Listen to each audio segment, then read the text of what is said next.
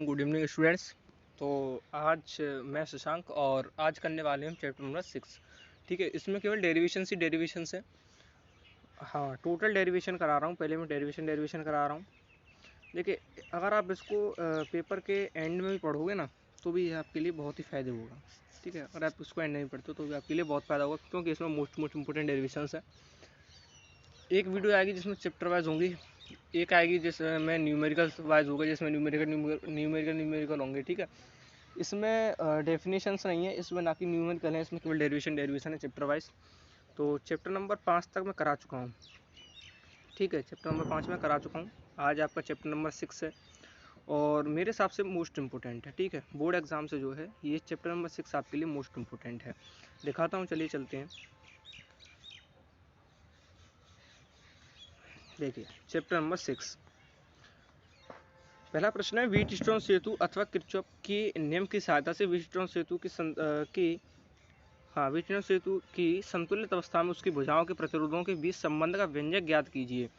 ठीक है, अथवा सेतु के संतुलित होने पर P/Q बराबर के R/S को प्रतिपादित कीजिए, अथवा व्हीटस्टोन सेतु का परिपथ आरेख बताइए तथा संतुलन की स्थिति का क्या प्रभाव पड़ेगा, अथवा सेल की धारामापी की स्थिति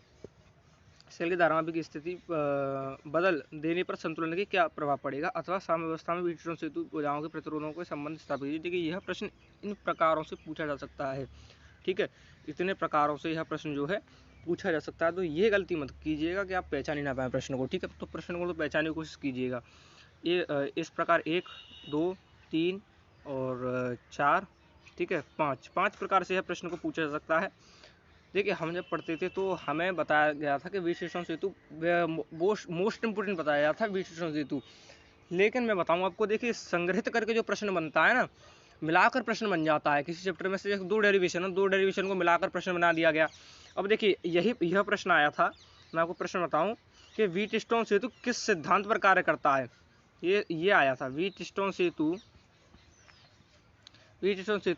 किस सिद्धांत पर कार्य करता है, यह प्रश्न आया था। ठीक है, अब यह प्रश्न सुनते ही बच्चों के छक्के उड़ गए पूरे। यूँ मान लो पूरे के 6/6 हो गया, छक्के उड़ गए पूरे उनके लड़कों के चेहरे देखते ही देखते वो सोच में पड़ गए। अब देखिए, इतना समय नहीं देना था हमें, क्योंकि वो 1 नंबर 2 नंबर का प्रश्न था, तो इतना समय उस पर नहीं देना था। वैसे इसका आंसर आप कमेंट बॉक्स में लिखिए। ठीक है, आप कमेंट बॉक्स में लिखिए इसका। ठीक है, आंसर जो है, फिर मैं आगे बताता हूँ। अब देखिए आंसर, यहाँ से आंसर की जर्नी शुरू करते हैं। देखिए, व्हीटस्टोन सेतु का आविष्कार व्हीटस्टोन ने किया था। किसने किया था? व्हीटस्टोन ने किया था, जिसके अनुसार चतुर्भुज की भुजाओं के प्रतिरोधों का अनुपात शेष दो किन्हीं भुजाओं के प्रतिरोधों के अनुपात के बराबर होता था, P/Q बराबर के R/S। ठीक है, ये तो होगी इसकी परिभाषा, P/Q बराबर के R/S। यही परिभाषा है, मान लो यही परिभाषा, अगर आपको इसको समझ गए तो यही परिभाषा है। ठीक है, अब देखिए, माना यहाँ देख लेता हूँ, थोड़ा चित्र गलत हो गया है यहाँ। ठीक है, मैं आपको दूसरा चित्र बना के दिखाता हूँ। देखिए, माना 4 प्रतिरोध, देखिए माना, एक मिनट, इतनी आर्ट अच्छी नहीं है, लेकिन बना के दिखाता हूँ। ठीक है, थोड़ी सी समझ लीजिएगा, आर्ट अच्छी नहीं है। ठीक, थोड़ा सा टेढ़ा हो गया है। एक मिनट,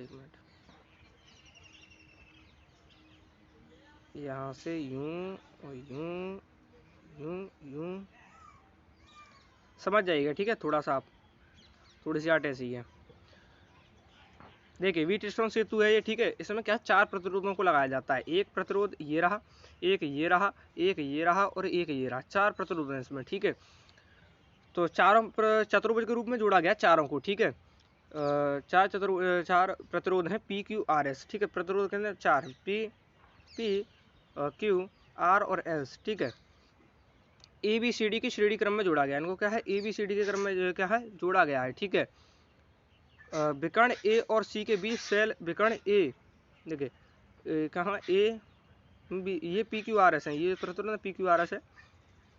एक मिनट, यहीं से समझा देते हैं। हाँ, यहाँ से समझा देते हैं। देखिए, विकर्ण A और C, ये है A, ये B हो गया, ये C हो गया, ये D हो गया। तो A और C के E कुंजी के बल लगाया गया है। ठीक है, ये कहाँ E कुंजी बल लगाया गया है। यहाँ एक और होता है धारामापी G। ठीक है, धारामापी क्या होता है? G और होता है यहाँ पे, यहाँ ये होता है थोड़ा सा। ठीक है, इस प्रकार होता है। ठीक है, तो इसमें क्या होता है, ए और सी के मध्य में एक धारामापी, एक तो के लगा होता है, एक जी लगा हुआ था, कुंजी जी होती है, ठीक है। और सी बी और डी के बीच क्या होती है, धारामापी कुंजी जी होती है, ठीक है। बी और डी के बीच होती है धारामापी कुंजी जी, और इनके बीच का जो वो लगता है यहाँ होता है वो, ठीक है, यहाँ होती है धारामापी कुंजी जो होती है वो यहाँ लगती है K2, ठीक है। विकर्ण ए और सी के बीच सेल ई और सी के बीच ई कुंजी के बल लगाया गया है। विकर्ण बी और डी के बीच धारामापी जी और कुंजी K2 को लगाया गया है, ठीक है। K2 को लगाया जाता है यहाँ पे, K2 को लगाया जाता है यहाँ पे, ये जी लगाई जाती है, यहाँ K2 लगाया जाता है, यहाँ K1 हो गया, ठीक है। ये सी और डी हो गए, ये ए और सी हो गए, ये ए और सी हो गए, वो बी और ये तो बी और डी हो गए, ये ए और सी हो गए, ठीक है। देखिए किरचॉफ के द्वितीय नियम से, किरचॉफ का जो द्वितीय नियम है ना, वो जब डेफिनेशंस में लेके आऊँगा तो आपका कंप्लीट हो जाएगा, आपको समझने में ज़्यादा परेशानी नहीं होगी, ठीक है। किरचॉफ के द्वितीय नियम से, यानी किरचॉफ का दूसरा जो नियम है, किरचॉफ ने 2 नियम दिए थे, ठीक है। किरचॉफ ने कितने दिए थे, 2 नियम दिए थे, दोनों को मैं उसी हिसाब से आपको समझाऊंगा जैसे डेफिनेशंस आएंगी, ठीक है। तो देखिए किरचॉफ का दूसरा नियम था आई आर बराबर के ई, ठीक है। तो यहाँ 2 है, तो I1 R बराबर के ई और I2 R बराबर के ई, ठीक है। तो I1 R बराबर के I2, देखिए I1 Q बराबर की ई, I2 S बराबर की ई और I1 Q बराबर के I2 S, ठीक है। यहाँ से समीकरण नंबर 1 बनता है कि I1 बट्टे I2 बराबर के P बट्टे R। अगर आप इसको निष्कर्ष को भी माइंड में रखोगे ना, तो भी आप इस चीज़ को बना सकते हो, याद रखिएगा। तो I1 बट्टे I2 बराबर के P बट्टे R, और दूसरा है कि I बट्टे I2 बराबर के S बट्टे Q, दूसरा समीकरण है। समीकरण 1 व 2 को जोड़ने पर, समीकरण 1 व 2 से देखते हैं, तो R बट्टे P बराबर के S बट्टे Q हमें प्राप्त होता है। जब हम इसका क्रॉस मल्टीप्लिकेशन करते हैं तो PS बराबर के RQ हो जाता है, या फिर RQ बराबर के PS हो जाता है, तो PQ बट्टे RS यहाँ प्रूव हो जाता है। देखिए हर बार कहते हैं कि व्हीटस्टोन सेतु से आने की बताते हैं कि व्हीटस्टोन सेतु से हर बार आता है, लेकिन मैं कहना चाहूँगा कि अब बार जो है तुम्हारा मीटर सेतु पर ध्यान दीजिएगा। कहाँ से, यहाँ से मीटर सेतु पर ध्यान दीजिएगा सरकार, ठीक है। अगर आप मीटर सेतु से ध्यान देते हो तो आपका पेपर में आएगा, ठीक है, आ सकता है, ये वाला मीटर सेतु आ सकता है।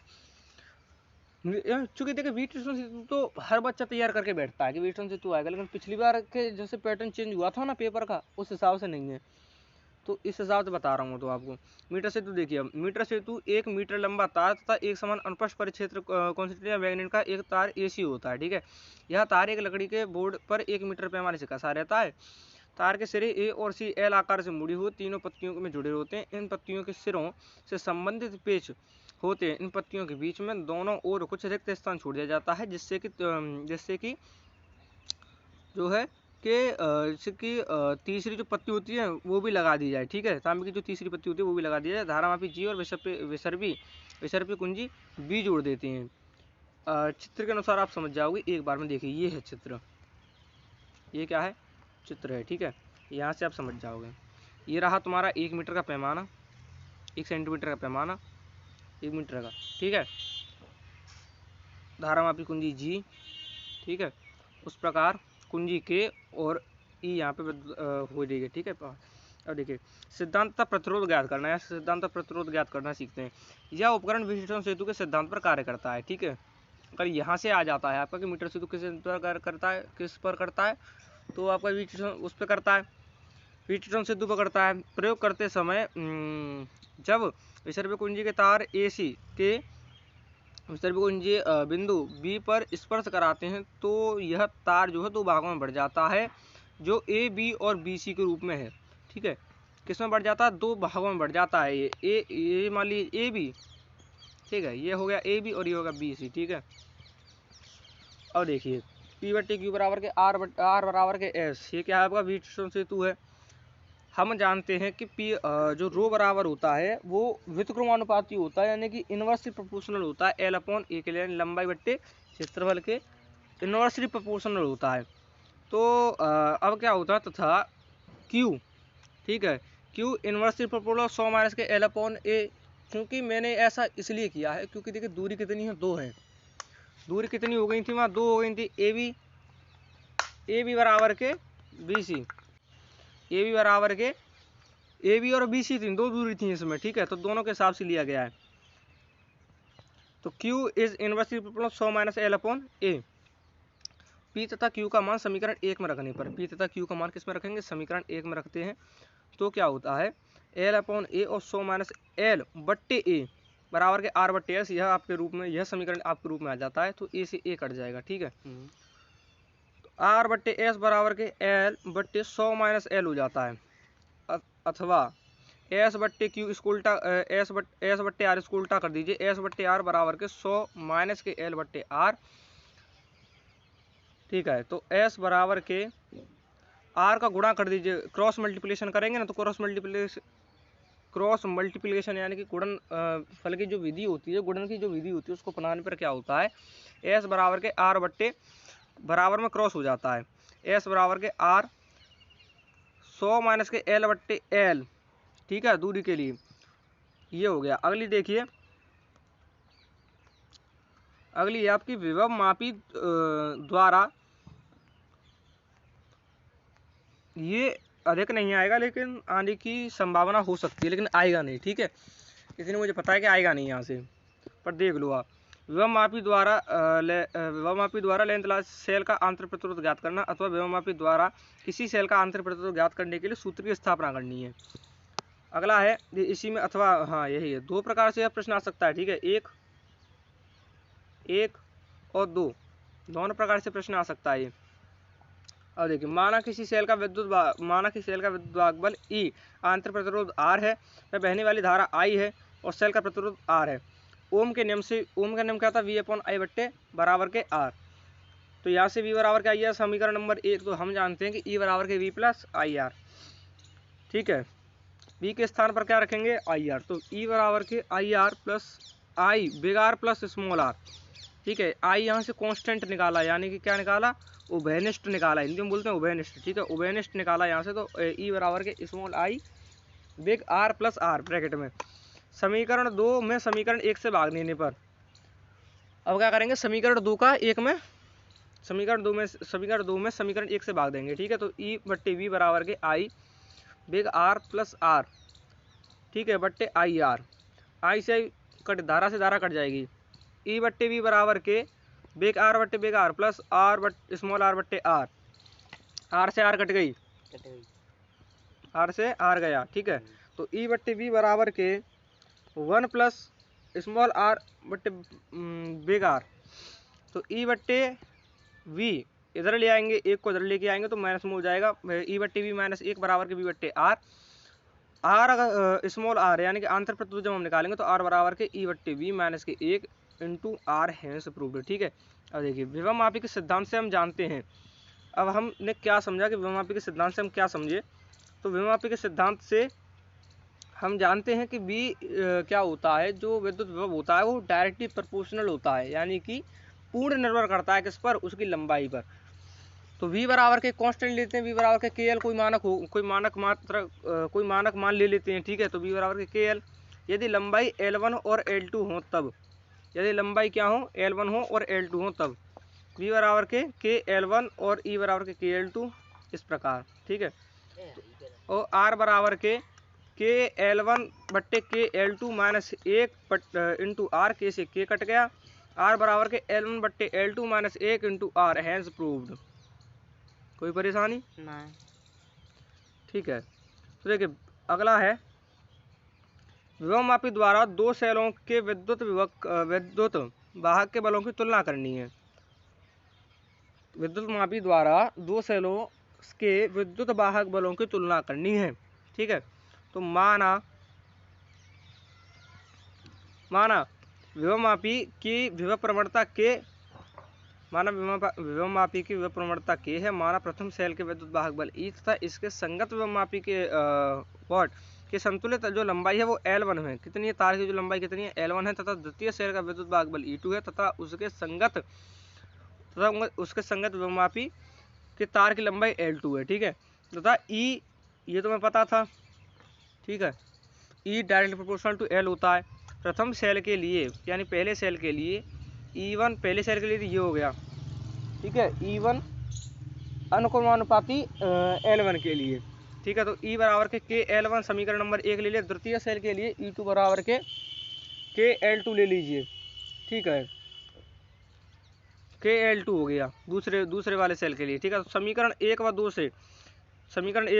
2 से तो E1 बट्टे E2 बराबर के KL1 बट्टे L2 क्या कहते हो? कुछ नहीं कहते, K से K कट गया, तो E1 बट्टे E2 बराबर के L1 बट्टे L2। यहाँ से आपका एक समीकरण रूप बन गया। अगर यहाँ से न्यूमेरिकल भी बनता है तो आप यहाँ से कर सकते हो। ठीक है, तो मैं आपसे अलविदा लेता हूँ इस वीडियो के साथ, और अगली वीडियो में मिलेंगे चैप्टर नंबर 7 के साथ। और सुबह मतलब बहुत जल्द वीडियोस आएंगी आपकी, चैप्टर वाइज जो वीडियोस आएंगी ना, जैसे ही आप उनको देखोगे, उनके देखते ही आपको ये ऑटोमेटिक समझ में आ जाएगा पूरा स्ट्रक्चर। क्योंकि बिना थ्योरी के, बिना न्यूमेरिकल पोर्शन के आप डेरिवेशन को समझ तो सकते हो, लेकिन कर नहीं सकते हो उसको दोबारा। ठीक है, तो अगली वीडियो में मिलते हैं। और ठीक है, इसमें केवल ऑल डेरिवेशन हो जाएंगी आपकी, कम से कम 4-5 दिन लग जाएंगे। ठीक है, 4-5 दिन या फिर 6-7 दिन हो जाएंगे। 6-7 दिन में आपकी डेरिवेशन जिसमें हो जाएंगी पूरी। मोस्ट डेरिवेशन की एक वीडियो लेकर आऊँगा जिसमें पूरी एक ही वीडियो में पूरी डेरिवेशन आपको मिल जाएंगी।